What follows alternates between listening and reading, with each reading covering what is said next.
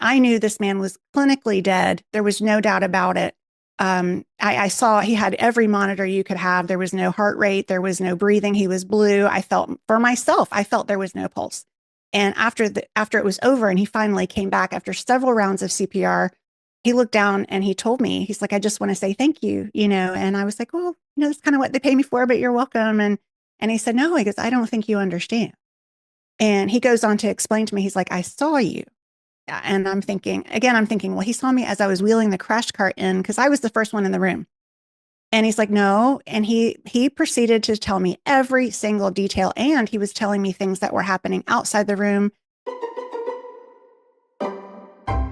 Today, my special guest is my friend Julie Hedenborg, and we're going to be talking about her book, Everyday Miracles, 32 Real Firsthand Testimonies that Reveal God's Miraculous Power. Julie, it's always a joy to see you. Welcome to the show. Thank you for having me, Sean. It's really an honor to be here. It's kind of trippy because you interviewed me last week for your show, and now I'm interviewing you for my show. And we also did an interview about the same book when we were both at NRB several weeks ago. So we have gotten to talk more in the last month, I think, than we had in the past 2 years. We have, and I've really enjoyed it. Well, and Julie, I know to some of my audience, you're going to be very familiar because I think we have some crossover between your show and my show. But for the folks where this is the very first time they are getting to meet you, I'd love to have you share a little bit of the Julie Hedenborg origin story, superpowers, special abilities. What's going to make you memorable? Share those things with us now. I don't know about the superpowers, but I'll share my origin story. Yes, I am a podcaster, but I used to be a nurse, and God really redirected my whole life to do podcasting, which is something that I never expected. But a little bit about my faith walk, just as a background. I grew up in beautiful Lexington, Kentucky, horse country, and I attended a sweet little Christian church. I wouldn't say it was not legalistic, but I would not say it was full of people operating in the gifts of the Spirit, hearing from God and things like that. We learned the Bible stories. We had potlucks every Sunday after church. It was a very sweet church, and we memorized scripture, and it was a sweet little upbringing. But I got to college, and I went through some traumas of some different things, kind of some hard things. I didn't include those in the book just out of respect for people, but I had a professor who I adored in medical anthropology who one day was talking to me, and he basically told me he was an atheist, and he had this theory that, when we die, there's nothing. It's just man's modern day Santa Claus. We can't cope with the fact that we are mortal beings. We die and that's it. And that really rattled me because this was a man I had a lot of respect for and was kind of a father figure at that time in my life in a way. Sorry to interrupt the video, but we have a brief message from today's sponsor. Multiple wars around the globe and central banks are turning to gold. Gold is the most in-demand safe haven asset among central banks. Demand for gold comes as central banks look to move away from the US dollar. The US dollar is the only currency central banks are looking to reduce exposure to. The US dollar has sunk to its lowest level in 3 years. The Citibank CEO warned, sovereign wealth funds are diversifying more aggressively. According to Nassim Taleb, gold is now the world's reserve currency. As of July 1st, gold is now classified as a Tier 1 full reserve asset. Forecasts for gold have now reached 6,000 to 7,000 an ounce. Silver and platinum have joined the commodity supercycle that has many years left. Call the proud Americans of the Patriot Gold Group today before it's too late. Mention Destiny Image, and you'll always get best-in-class service from Patriots protecting Patriots. Patriot Gold Group offers the no-fee-for-life IRA, where your IRA or 401k can be held in physical gold and silver, and you may be eligible for the no-fee-for-life IRA on qualifying rollovers. Call 1-888-450-6380 for a free investor guide today. Patriot Gold Group is Consumer Affairs' top-rated Goldie IRA dealer 9 years in a row. Call 1-888-450-6380. And so at that point, my faith was very shaken, and I kind of led me into this spiritual wilderness. And then I went into nursing. I was working in the ICU when I had a pretty amazing experience, and it really opened my eyes to the supernatural. And I experienced a patient who had an out of body experience. And when he was clinically dead, he was able to prove to me what he saw was real. And I verified all of it because some of it was happening outside the room, which was really crazy. Now I understand that a little better than I did at the time, but it opened my eyes. And then I guess around 2015, I was working as a nurse in the prime of my career, doing nurse anesthesia, kind of almost to the point where I might start teaching, heading off into the sunset. I was cutting back part-time, enjoying my family, feeling comfortable about who I was and my role. And God spoke to me for the first time in the OR. I had no idea it was his voice. I did not know at the time. I did not listen because I thought I had eaten something bad. I don't know. Because the voice said, this part of your life is over. And it was crystal clear with authority. And I just felt like, why would I think that, And lo and behold, a few years later, I'm doing this podcast. But yeah, there was an injury too in an ambulance. There's so many pieces, but he led me in a path that I never expected.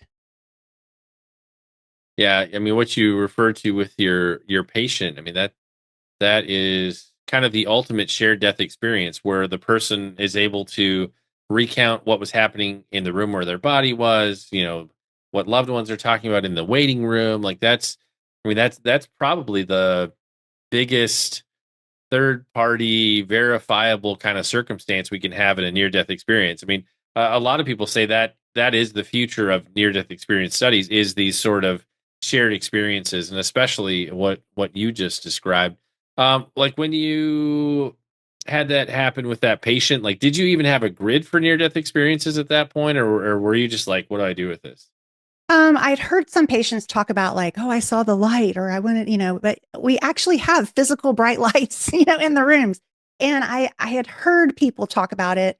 I think the first book I ever read, and this was past this time, but was the Burpo story, Heaven is for Real. And I was even skeptical with that because I'm like, this is a pastor writing this book, and which I hate to admit it. And for the record, the Burpo family, I did read the book and I was very touched and I do believe the story. But at that point in time as a nurse, I didn't have a grid for that at all. And that what my professor had said really stuck with me and it made me question things. So when that happened and I knew this man was clinically dead, there was no doubt about it. I saw he had every monitor you could have. There was no heart rate. There was no breathing. He was blue. I felt there was no pulse. And after it was over and he finally came back after several rounds of CPR, he looked down and he told me, he's like, I just want to say thank you, and I was like, well, that's kind of what they pay me for, but you're welcome. And he said, no, he goes, I don't think you understand. And he goes on to explain to me, he's like, I saw you. And I'm thinking, well, he saw me as I was wheeling the crash cart in because I was the first one in the room. And he's like, no. And he proceeded to tell me every single detail. And he was telling me things that were happening outside the room, which we know now, there's a span of view when you're in your spirit body that you don't have in your human body. And that is what I couldn't get past because I'm like, okay, say there's some residual activity in the brain that we don't yet grasp. They say, the hearing, on the brainstem, hearing is the last to go. So I'm like, could there have been some residual function that we're not aware of? No, this was outside the room. There's no way he could have known that. And I couldn't get past it. And there was a moment, Sean, that's really special because in that moment when he was telling me this, I was kind of crouched on the floor, picking up all the like EKG strips and caps and different things that fall on the floor. And we had turned the lights back down. So it was a little dark. It was at night. And my hair was kind of hiding my face, but we were talking and it just, this flood of thoughts came to me. Obviously, number one, my professor was wrong. We are spirits, number one, in a body. And we go somewhere. I was just having this progression like, okay, so heaven, hell. And then it hit me. Oh my goodness. Jesus, the one who died for me. I have neglected Jesus, for the last however many years. And I got really emotional and I got overwhelmed in that moment on the floor. And my heart, I was like, Jesus, I'm so sorry. I'm so sorry. I'm so sorry. And I felt like in that moment, and again, no grid for the supernatural, really. I felt in that moment with my heart just so full of shame and sorrow and regret. I felt like Jesus was standing there. I didn't see anything. I didn't hear anything. I just felt like suddenly, as my heart was pouring out this emotion, he was right there. And I felt like he was looking down at me and he was saying, I'm here. I love you. And I've always been here. And I didn't feel any condemnation. I didn't feel like I really believe he was talking to me. And even that I didn't grasp in the moment. I just felt this peace come over me that I didn't understand. It was just like, okay, it's going to be okay, you know? And I turned back to Jesus, but it was still years before I got back on track with my finding a church and growing in my faith and really understanding it. Because at that time I was still like, well, is the Bible really real? And how do we really know? And, you know, and even John, I was telling him, I'm like, at the time I might have even thought, well, when you die, there's this portal. Like it's only when you die. I don't know. I just had so much to learn. So yeah, becoming a nurse, I did see, and after that in the ICU, I did witness a man who had I believe, a hellish experience. He was not my patient, but I saw him in the code. I saw him come out of it and the terror. And I don't know what he experienced, but he was crying out for the chaplain. I don't want to know what he experienced. I still can remember feeling the fear on him. And then as I would kind of slowly open up, because not even all nurses experience this, but when you find the veteran nurses that have been around for a while, and I would tell them like, this happened, you know, and then they would tell me, oh yeah. And they would tell me all these different things. So it really opened my eyes working in the ICU. Now doing anesthesia, I can't say I saw that. Generally, just so you know, people, when they're out, they're out. Although we have had people like Mike Olson and people like that while they died in the OR, they had an experience. But so it was really in those limited 2 years that it was a big shift. When I think of books like Heaven is for Real, and there were a whole slew of Don Piper's 90 Minutes in Heaven, like the late 90s and in the early 2000s was a pretty big heyday for Heaven, and I would call them Heaven NDE light books. I don't feel like the conversation was quite as broad back then, but then you had a handful of authors recant their stories and say they were lying, and then I feel like the grace on Heaven books and you know NDE light books kind of shifted and was gone for quite a while. Not really until I feel like John Burke's book Imagine Heaven opened up the space for whatever reason that made it okay for us all to have these conversations again, and I'm thankful for that. But it is interesting to see how I feel like the books have shifted, because a lot of what you saw coming out of the 90s and early 2000s was, again, individual testimony kind of books, which are very normal in the Christian publishing space. But it's not really until Imagine Heaven that I feel like you had a solid Christian discussion trying to happen around the form and the function. What does this all mean? And starting to wrestle with that. So I'm thankful that John opened up that space for us. So both of us can have podcasts and have fun discussions in this space. For you, like what was it that let you know it was time to step into podcasting? Like you know, you and I both have joked that we were not really willing participants in this space. God just kind of put us here, and we're like, okay, here I am contributing somehow. But I've been podcasting for like 11 years, so this is super normal for me. Like what was it that made you know it was time to get into podcasting? And then tell us, how did you even go about finding your first guests? I feel like God had to drop those into your lap too. He absolutely did. Yeah, it was really interesting. I have absolutely no background for what I'm doing. I mean, I have the Holy Spirit. That's all I need, really. But and a yes, I did say yes, but I had a vision from God, and I've been uncomfortable saying that for the longest time because I am not someone. I don't typically have a lot of visions. I typically have nudges or just a discernment in my gut, a feeling, you know, about things as far as how I hear from God. I feel like, but I had a really rough year in 2015. I had an injury to my neck. There's a lot to the story, but basically I found myself in an ambulance and I didn't know if I was going to make it. 2 arteries to my brain had dissected. I had some small strokes. They found an aneurysm, a pseudoaneurysm. And I was lying in the back of an ambulance Googling my prognosis, and it said, for those that survive, I was immediately like, oh my goodness, like, because it's not something I see a lot in the OR. I know I'm a nurse and I've actually done neuro, but this is not something that happens all the time.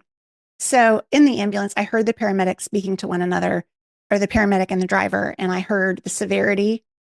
They didn't know I could hear them. And they said, we can't hit a pothole. We can't hit a bump. We've got to take a very special route, smooth ride to get her there. And I realized there was a clot that was forming because of the injury. And the reason that people usually pass away, which sometimes they do, is because the clot gets larger and then it goes to the base of the brain and you're dead instantly.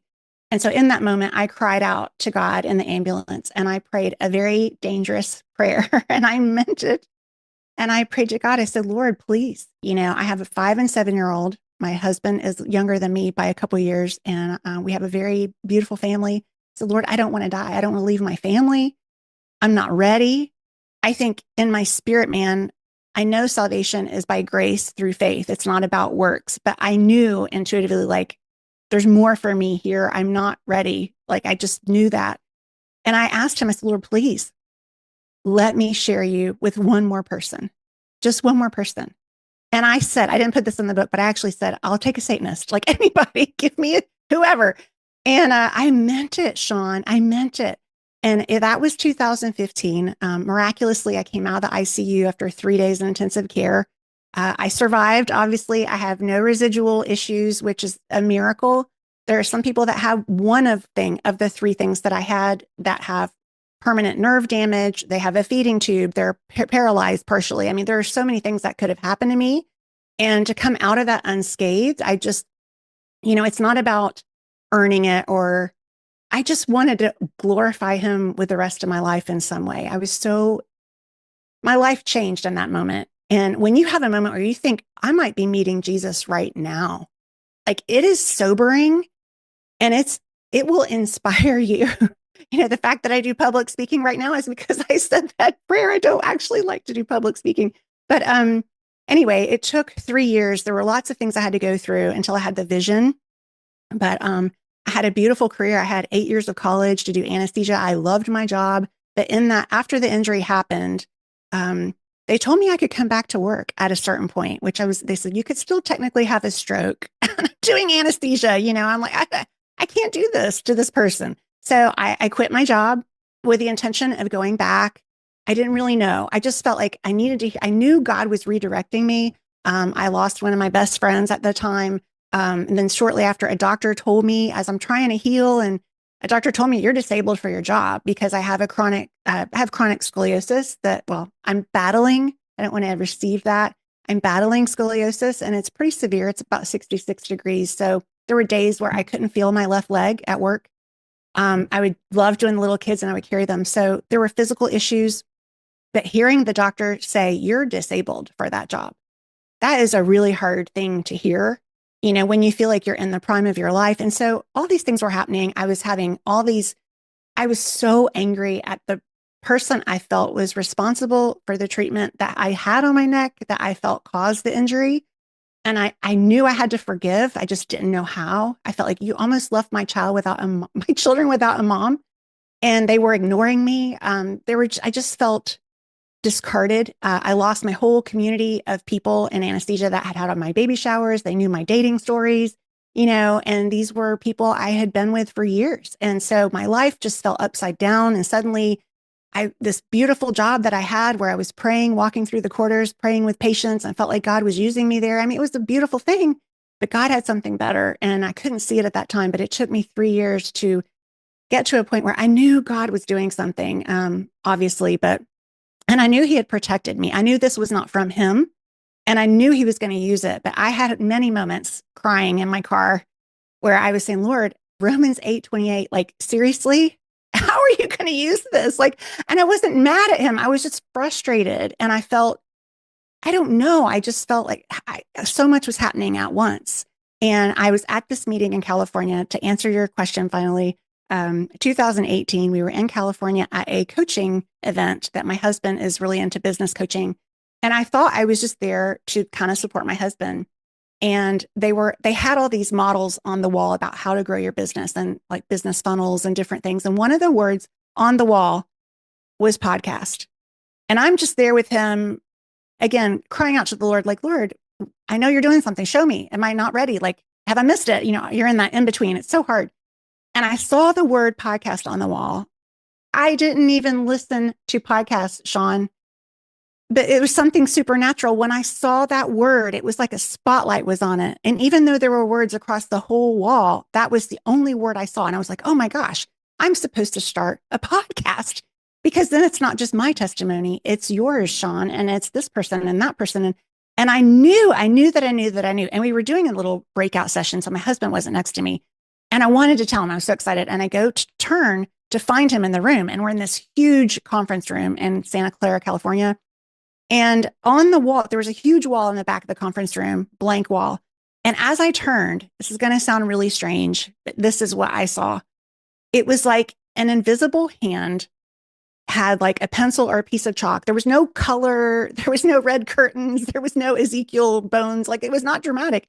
It was just this hand drawing back and forth, back quickly, stacks of like slabs. And the slabs were stacking in front of me, and they were going up quickly. And I'm just standing there like, and it was almost like grayscale. Like it wasn't solid, but I saw it. And as it went up, I knew the knowing was stronger than the image. If that makes any sense to people that have visions, maybe. I knew they were testimonies, and I knew there were different types of testimonies, different types of people, and they were going up, and the whole thing lit up. And it flashed up with light, which I knew this was a monument to God, to give him glory, to inspire faith. And it was important. I couldn't see the top of it, which someone told me there's significance in that. It went through the clouds. I don't know what that means. Like, it'll outlive me, or I don't know. Again, I don't usually have visions, but I was absolutely awestruck. And my poor husband, I talked about it for days. It's going to be amazing. Like, and then I got home, and this was 2018. And I realized, like, I was so fired up, but like, I had no idea how to do this. Now, my husband had a podcast. So God, in his providence, that was very helpful to have someone who, like, I can help you get started. And I was so anxious. I think I recorded the first one like 50 times. Like, I was so out of my comfort zone. But God had to lead me, but it almost went flat before it even started, because, here I am. I didn't even know how to pray a bold prayer. I was like, God, I know you want me to do this. I got this back issue, as if he doesn't know, like, and as if he couldn't heal it. That's where I was. And I want people to hear that about my story, because God did all of this through someone who was growing the whole time and continues to grow. But I prayed and I said, if you want me to do this, I will do it. If you send me people, but then after I said that, I started planning, because I'd heard all these testimonies while I was going through my struggle. And it was like, I can get her, and we'll have infertility, and I was trying to do it all in my own will. And nobody, like, after I made the announcement, I said, got all these amazing people that are going to come on and share. And nobody said yes. And I got humbled really fast. And I just got really down. And I said, Lord, please, like, I know you called me to do this. I know this is the path you're putting me on. I saw, I just know it. And I said, but I need you. Will you show me? Will you lead me in this? I need your help. And of course, even though I had heard God's voice in my head before in the OR, it didn't come right away. I heard nothing. And I just felt very disappointed. I remember I had a hair appointment. So I went to my hair appointment, and the first one, the way it happened, it was actually funny. We were in the salon, and I was still kind of down about it. Like, I hear nothing. I don't know what's going on. And I'm already messing up. I haven't started yet. And there was one other woman in the whole salon, and this is crazy, but we both had our heads in the sink. And my hairdresser was like, well, tell me about this podcast you were talking about. And I said, yeah, it's going to share miracles to give God glory. And I hear, I've got a miracle. And she was getting her hair washed in the sink next to me. And from there, it was people in airports, libraries, grocery stores. I mean, you name it, prayer groups.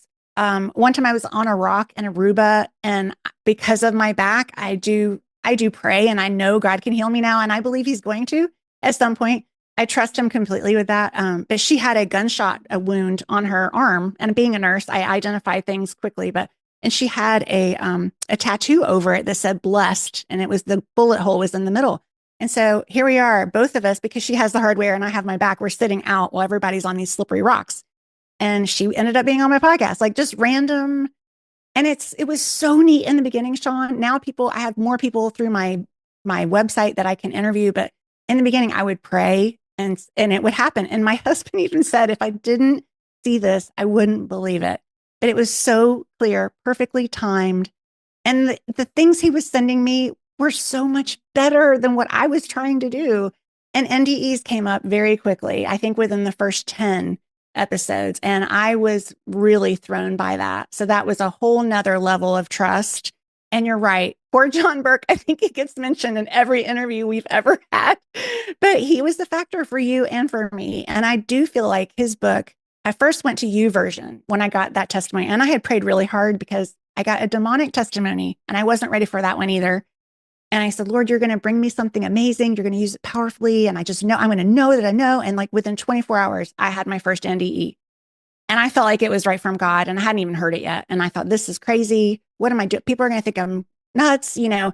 So I went to YouVersion and I searched, you know, life after death, afterlife. And I found his book and I read his book. And then it was like, okay, there is a framework, a biblical framework to justify, validate these experiences. And maybe they are from God. And maybe if we're dismissing them because of our own pride, you know, we're missing out on this amazing testimony. So yeah. And even then I didn't share every NDE that I got in the beginning.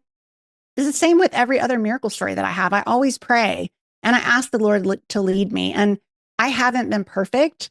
I continue to grow as we all do doing this. I do feel like there's grace with it, you know, when God calls you. I mean, look at the Bible. Nobody was really, even Mary lost Jesus for 3 days. You know, all of them, none of them were perfect. So I just keep seeking him with every single episode. And it's looking back, this is year 7.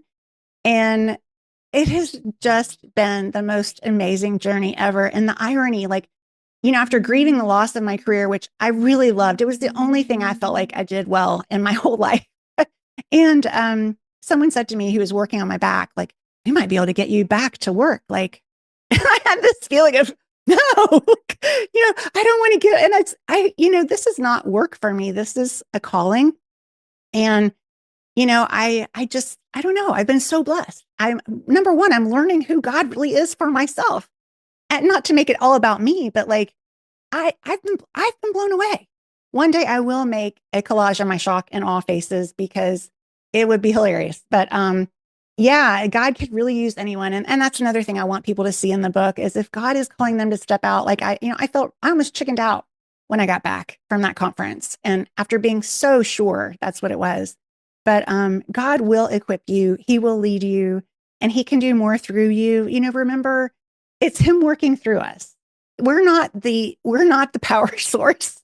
We're just the branch, right, of the vine, right? So yeah, I'm going on and on, but it's exciting to share what God has done, and I love the people that I'm meeting, and being able to share their testimony, and then seeing the fruit of it. And I know you and Randy have seen it too, and then John too. This is changing people's lives, and you know, it's more than just entertainment. You know, it's more than clicks. So yeah, I get to do this and I'm excited for what's the next, you know? Yeah. And what I love about your book and some of the books that Randy and I have worked on as well is, you know, there is this interesting space where you can make a book out of interview content. Like it's taking something that was never intended to be in a book. It takes some editing and some massaging to make it work, certainly. But, you know, we've proven across multiple projects that there is a demand for this sort of thing. And, you know, I always tell people, you know, somebody might be willing to watch a podcast and somebody else might be willing to read a book. And so it makes these testimonies portable in a way that's a little different because not everybody wants to watch YouTube or listen to or any of those things. And so it just allows us to reach a whole different audience, I think, with these stories. For you, you do tend to try to strike a balance between not just sharing, because like a lot of channels will just focus on NDEs or miracles, but you've had a range of both. Like for you, why has it been important to have a balance, you know, on your channel and in the book as well? Because again, most people fall into one niche or the other, but you've intentionally been very balanced. I would say, again, not having done this perfectly, I intentionally really I pray all the time, Lord, show me what you want. And honestly, Sean, I have done, well, some people get mad at me when it's not an NDE. They're like, this is not even an NDE. Okay, I'm a miracle show. And the NDEs are very popular. I don't feel like, well, maybe now that there's so many more channels, I don't get the views I used to. Again, it's not all about the views, but I've had some heavy content, really heavy, like I had a woman on my show. I think I might have referred her to you for your grief podcast, but she was a minivan mom who was just picking up one of her kids. There was a blind spot or something happened where she didn't see a motorcycle rider and they collided and he was killed. And she spiraled. I mean, this was a model citizen, I mean, mother, faith person. She almost had to go to prison. Like it was a major deal. And she ended up having a vision, a healing type of vision that God healed her. Her testimony is amazing. But now she has, I think, the only ministry on to help people that have caused accidental death or injury in the country, maybe in the world. Hopefully there's more coming, but she gets calls from pastors around the country. And that was a very heavy episode to do.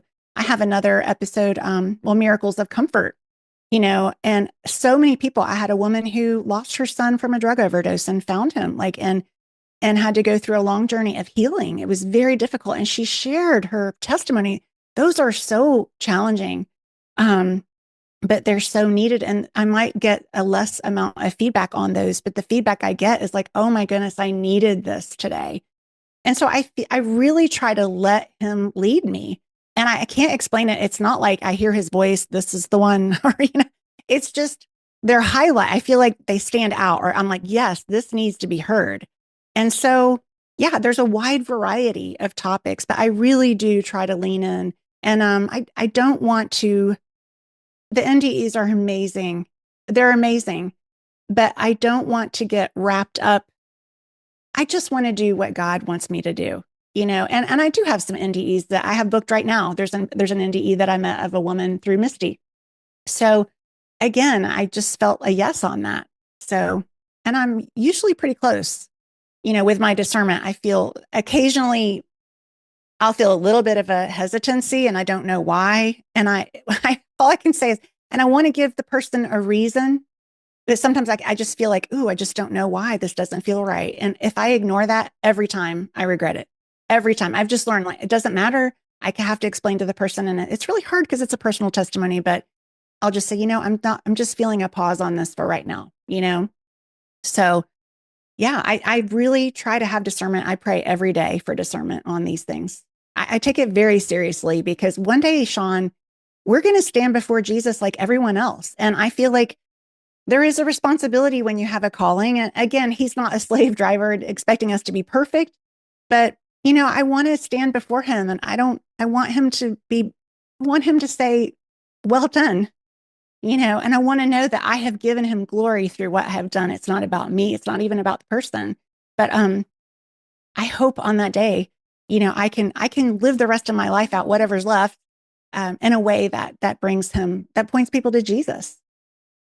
Well, the book, just like the show, like we've implied, it's a mix of NDE's testimonies. It's a mix of miracle testimonies. Like for you, as you look across the content in the book, what's the thread you hope everybody sees as they read through all the different types of testimonies and stories that you share? Jesus is real. He loves you.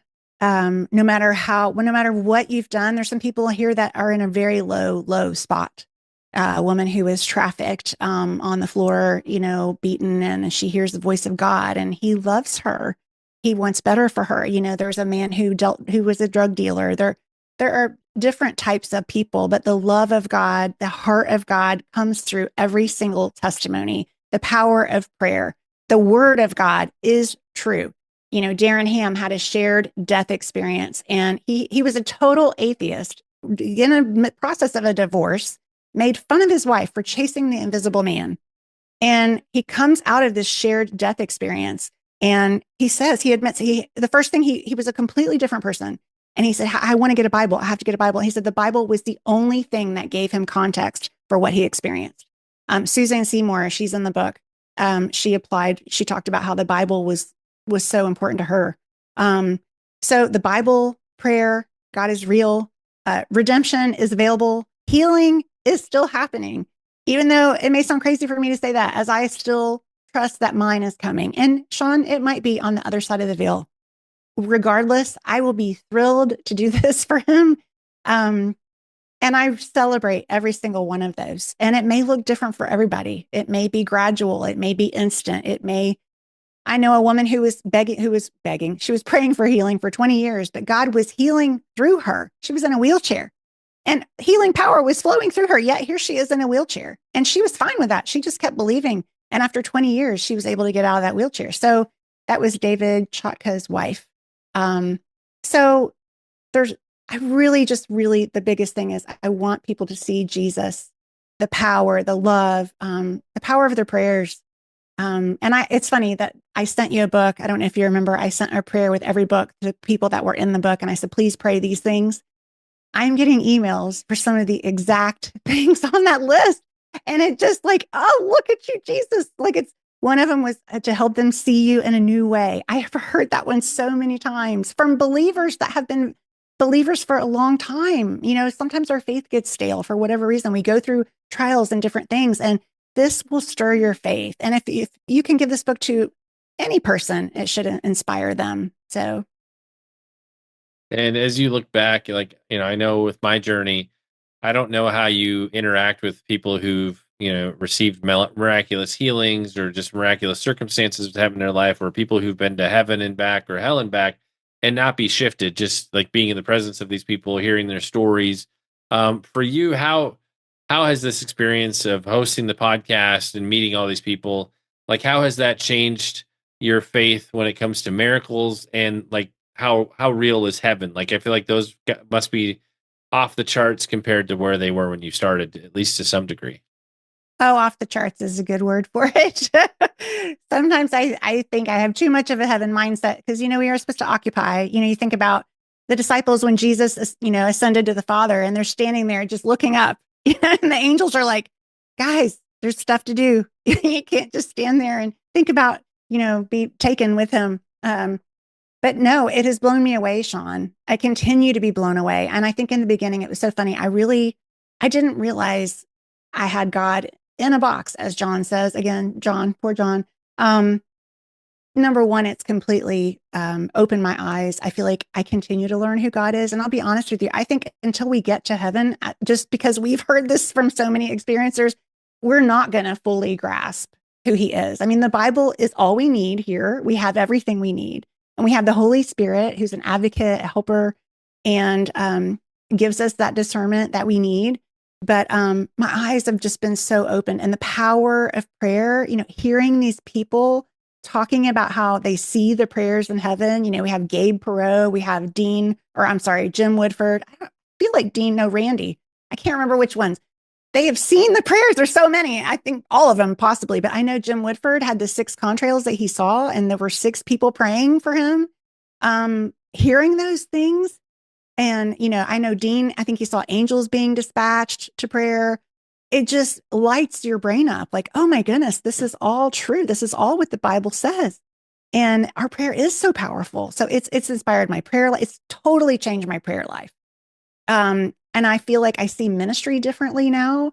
I've been asked to speak to a few different groups. There was one conference, but I would be uncomfortable when people say, come talk to us about your ministry, because I'm not Billy Graham with a stadium of people, and I also believe that he was in this protective bubble where nothing ever happened, which I think I said that in the book, which now I know is comical, but we put on our armor every day. God's with us. We do have protection. I don't mean to say that, flippantly, but we all have a ministry.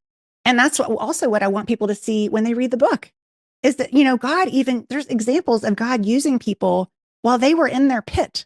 Mike Olson, when he was struggling, there was a man who called him in the middle of the night who he had met at a fundraiser or something. And Mike was really struggling, and he was able to talk to that man and keep him from committing suicide. And, you might have to censor that out. I'm sorry.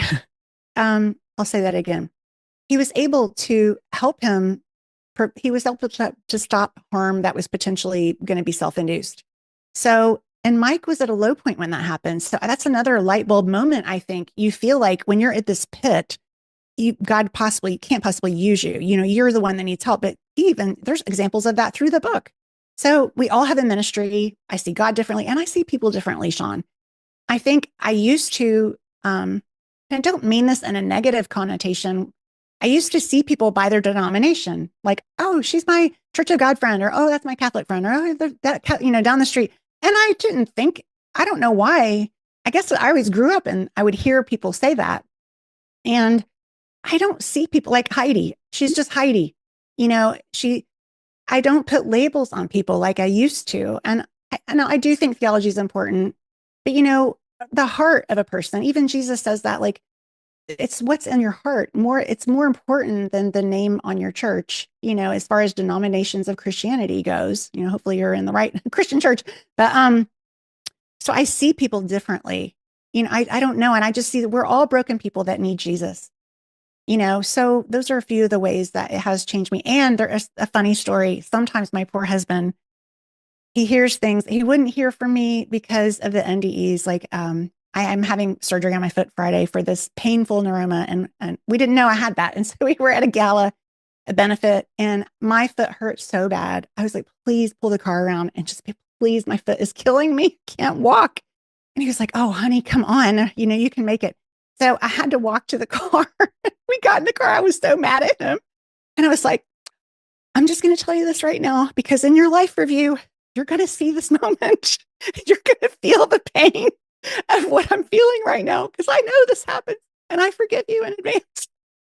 So sometimes there are things that just come out of my mouth just to be silly for a moment, but because I've heard so many of these experiences. So, and he just laughs, but anyway, yeah, it's changed my life completely. And I'm excited for heaven, but I also have a fire in my heart for people to hear these testimonies, and they're hearing them. I just heard someone have a hellish NDE sharing online the other day.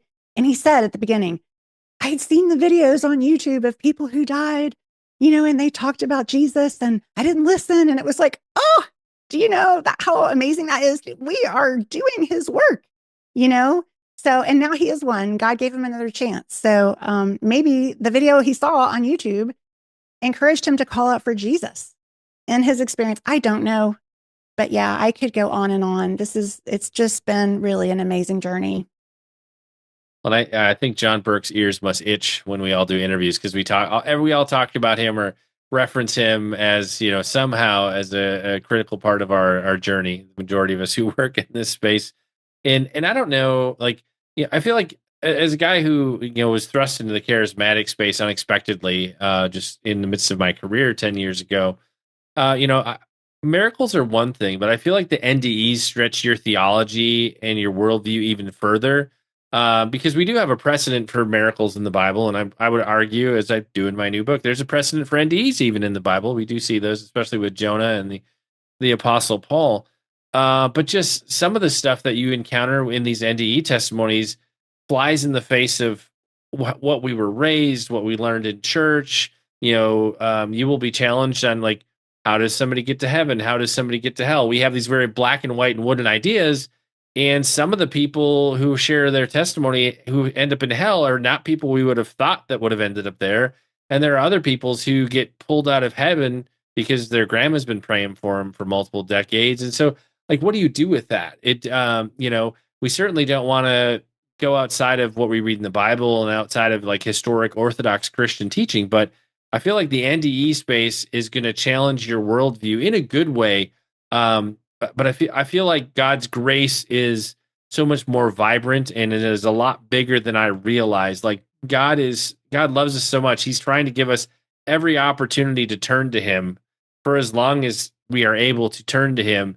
And I think, and maybe God in a box is a great way to describe that. I think my view of God's grace was very microscopic before talking to all these experiencers. And now on the other side of it, I'm like, well, man, there's hope for everybody, up until, like, keep praying and, keep praying those people into the kingdom. And so I think in the early stages of the NDE stuff, that's challenging because theologically it does push some buttons. But I feel like, 7 years down the road, God's so much bigger. Heaven is so much more real. It's a real joy on this side of it. And, like you described, it definitely impacts our outlook on life and ministry and all the things. Like, I don't, while we are not touched the same way that, say, Randy or Mike Olson or some of these others were by heaven, I feel like there is enough of a spillover after talking to so many people that, we're so much more hopeful for, what these stories can do for people.